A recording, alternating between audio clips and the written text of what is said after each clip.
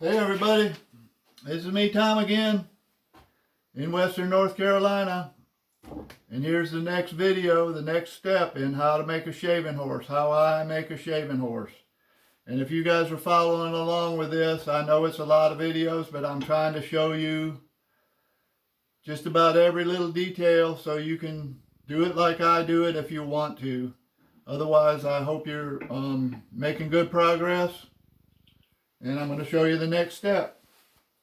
And anyways, the next step is you need to get your backup head, the centerpiece for your backup head, and you need to get it so it'll go down in here.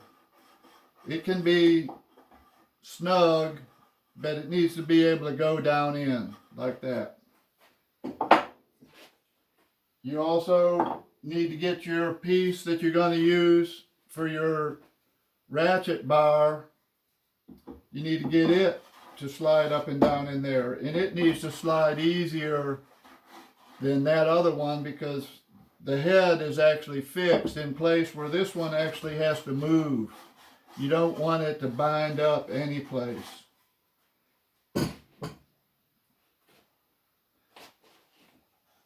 And then you also want to get your pivot piece and get it so it's free. It has to be able to move also. Okay? And once you get those pieces in that condition that they'll go through here, down like this, you can then smooth them up and get them how you want them to look. You know, I run mine on the belt sander. Smooth these faces, smooth this, put a teeny little chamfer all the way around, just a little chamfer. And I put a teeny little chamfer right on those places, hardly any.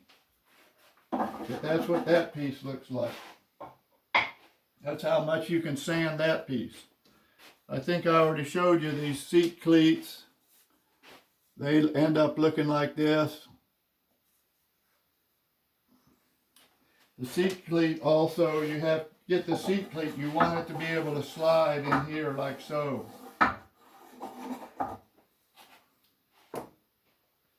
Another thing that I haven't showed you yet, I forgot, is the dowels. These are 1/2-inch dowels. I buy hickory dowels. I had to send away for them. And the last time that I got them, the minimum order was 150. I think they're 36 inches long. So anyways, just go down to the box store and get any dowel you can get, 1/2 inch. Need 3 of them, and I cut them 4 1/4 because I think that my thing is going to be somewhere in the vicinity of 4 1/2. You know, 3 times 1 1/2.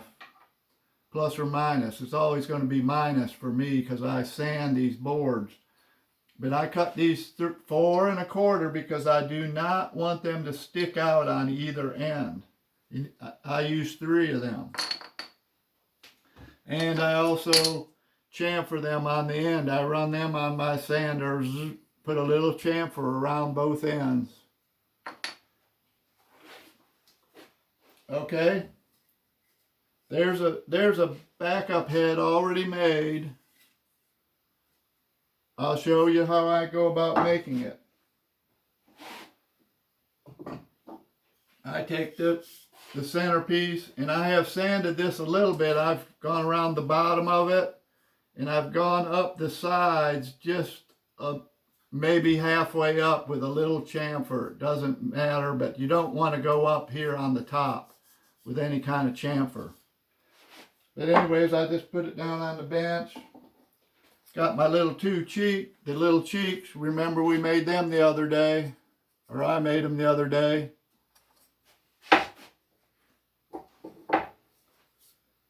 Take a little bit of glue.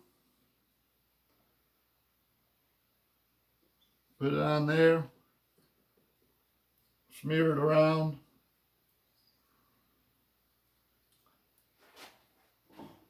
And then I'm going to just put it on there and clamp it.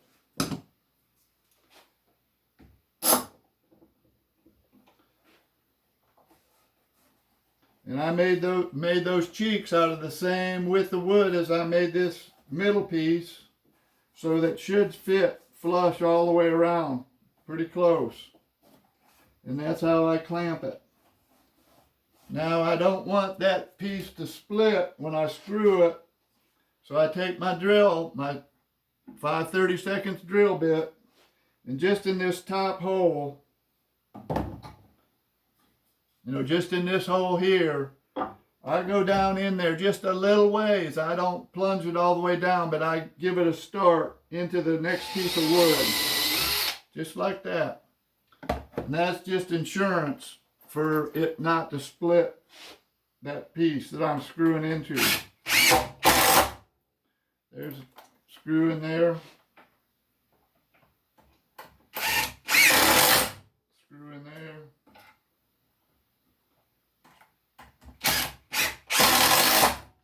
And those are 2-inch screws.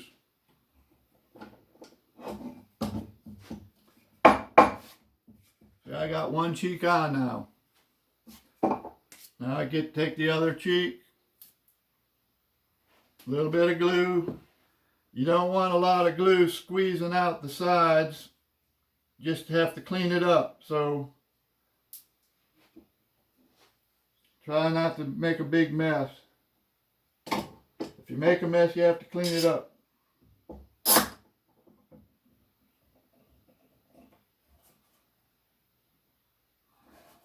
Trying to get all those sides lined up good. Now this side has 2 holes at the top. I'm going to do the same thing. I'm going to just start those holes a little bit.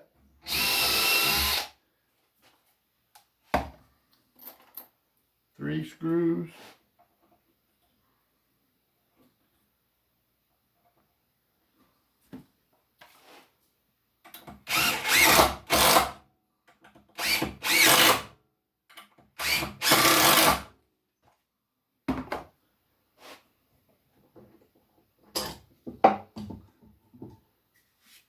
Okay, now I've got that all put together. Next thing I'm going to do is I'm going to finish off the hole that goes all the way through. Remember, we put a hole in this side and this side. Now I've got to get it to go through. So I've got my drill bit on my drill press. And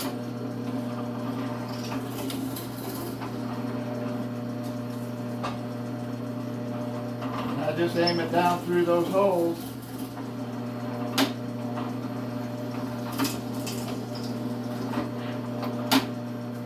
You need to get that so this bolt will go through it easily. See, it won't go through. It didn't line up perfect. So I just take it like this and I waller it around a little bit.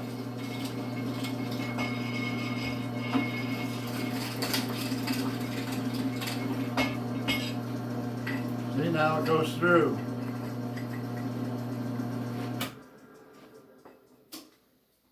I keep that bolt right there for that purpose. Now on this, the next thing I would do with this is I would sand this whole thing. And I would do this side, say this is my sander. I would do this side, I would roll that corner a little bit, that side, roll that corner, do this back, roll that corner, roll that corner. Then I would do the top. Do that, and then I would chamfer all 4 sides. I'm going to set that one down and show you this one that I've already done. It's smooth on the top, chamfered on all sides. And I forgot to tell you something before. But after we drilled these the other day, I take this over to the sander and I sand this bottom and I put tiny little chamfers on those 3 sides. And the reason I do it before I glue it on here, once you get this glued on here, you can't get to these sides very easy because there's stuff in the way. But you can do it before, so do that before. Now the next thing I do is this is going to go in here just like this, with the big side that way, towards the back of the shaving horse. On this side here, I draw a center line. I just measure across there, guess about half of that, and if you draw 2 lines, one from each side, right in between those lines is going to be the center. So that's your center line. Now I'm going to take this shaving horse.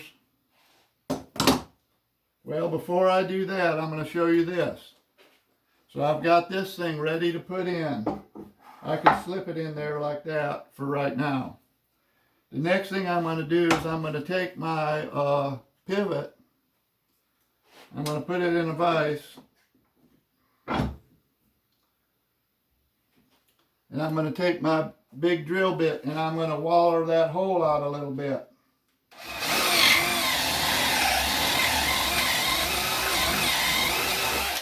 Like so. I want that to pivot easy on my dowel. I don't want any binding there. Now I've got to put my staple on my pivot for the spring actions to hold it down. So I've got my another electrician staple. My hammer's back here. And I'm going to put this staple, you don't want to put it up real high and you don't want to put it real low, but you want to put it somewhere, see where that hole is? Somewhere just above that hole, like so.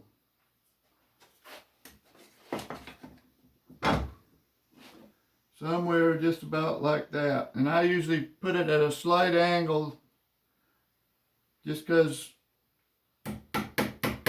old-time fencing practices, you're not supposed to put your staple right in line with the grain because that splits down. If you put it like that, it's better. So anyways, I got my marks. I got my drill bit, my little drill bit.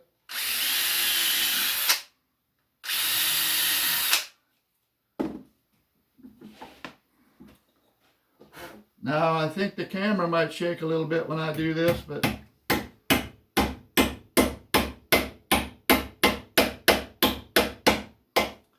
do like so, and then take your piece of shock cord, and I don't know what size this is,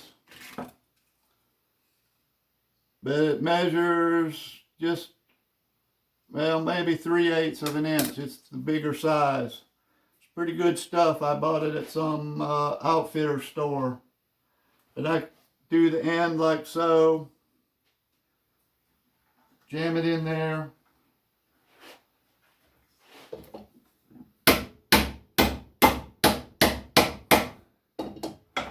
Did I tell you I cut that 6 inches long? And I've got it stapled in there like so now. That won't pull out. All right, I'm going to set that aside right here. Get that hammer out of the way. I'm going to turn this shaving horse up on its side. I've got a leg spacer, or the seat cleat, I guess it actually is, right there to balance it. But I'm also just going to go ahead and clamp it right here. Because I don't want it to fall.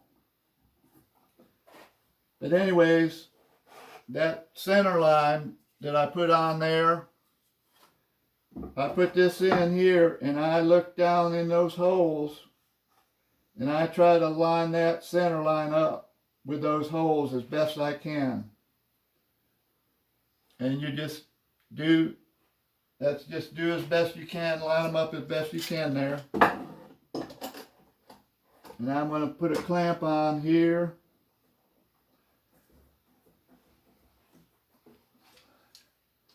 And I'm going to put a clamp right here. And again, I put 2 clamps on there. You might sound like it might seem excessive, but I do not want that thing to move when I drill these holes. I don't want it to jump around. So I'm taking my drill again. I'm going to go through here.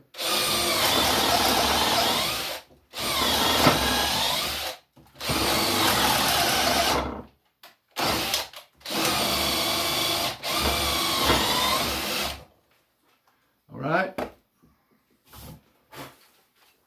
Now I'm going to take 2 of my dowels and put them right in there. And see, that's a 1/2 inch dowel, and that's a 33/64 bit, and still they're tight. Not super tight, but if you drill a 1/2 inch hole there, they're going to be real tight. Take this out. You take your clamps off. Put them away. So you've got that in there now. Now you're going to take your pivot. Make sure your dowel runs free in there. You want that to be good loose fit. I'm going to put this in. And remember, I put a staple in there. I started a staple in here, right where I'm pointing. Remember that? As I put this in here, I'm going to feed my little piece of shot cord through that staple, and then I'm going to put my dowel in.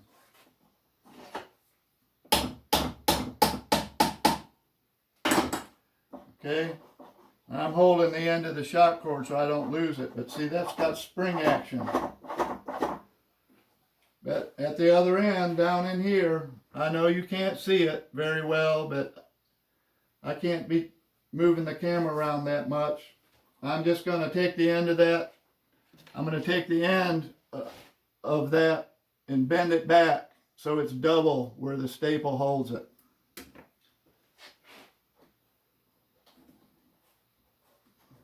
So I've got that pushed back in there doubled.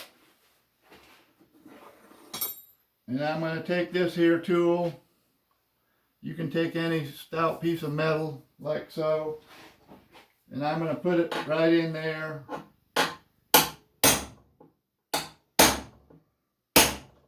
And hammer that staple all the way in. It's hard to get that staple in if you didn't put it in before when I showed it. So now I've got spring action here. I got my backup head in place.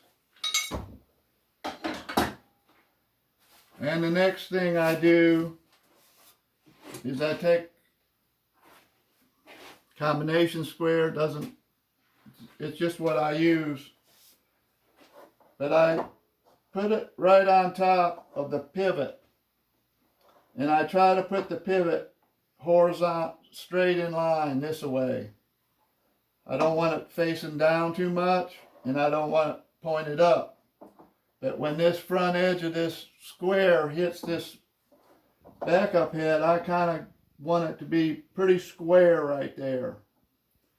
If anything, I want it to be down just a hair.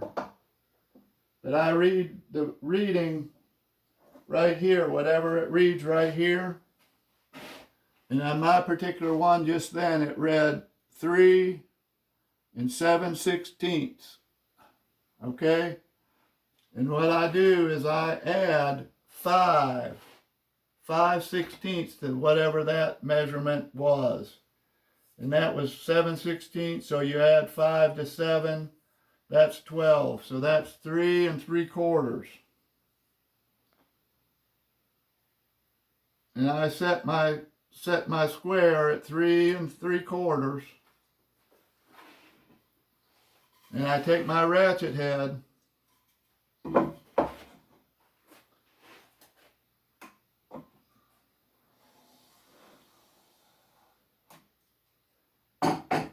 and I draw a line on it like so. Okay? That's going to be the next video, is I'm going to show you making the ratchet bar You know, I'm going to saw this off. I'm going to put the notches in it and make the ratchet head. That'll be another video. I'm sure this one's long enough right now. Anyways, so we've got that ready to cut.